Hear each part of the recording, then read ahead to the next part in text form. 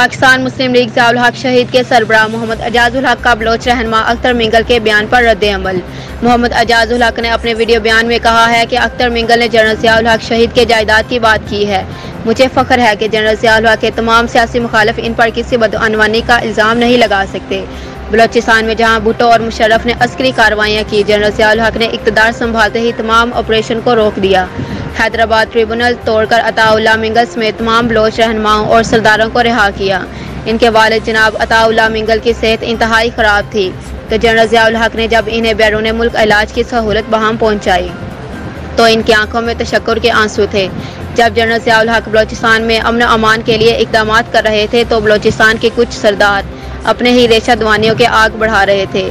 جب جنرل ضیاء الحق نے کوئٹہ کی سوئی گیس فراہم کرنے کا حکم دیا تو متعلقہ حکام نے اپنی جمع تفریق لگا کر اس منصوبے کی شدید مخالفت کی اور اسے ناقابل عمل قرار دیا، تو ضیاء الحق نے کہا کہ یہ کوئی اقتصادی منصوبہ نہیں بلکہ سیاسی فیصلہ ہے۔ رپورٹ انعام منصور چودھری، ہارون آباد۔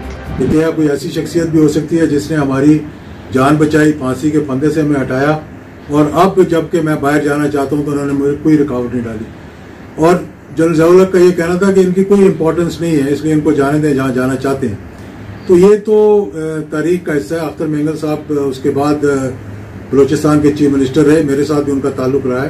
ان سے جب سوال پوچھا بات بنا تو میں یہ کہتا ہوں کہ ایک GIT بننی چاہیے جس میں کہ یہ اثاثوں کی انویسٹیگیشن ہو، اختر منگل صاحب کے بھی اور میرے بھی، اور اگر اختر منگل صاحب چاہیں تو وہ اپنے اثاثے میرے اثاثوں کے ساتھ تبدیل بھی کر سکتے ہیں۔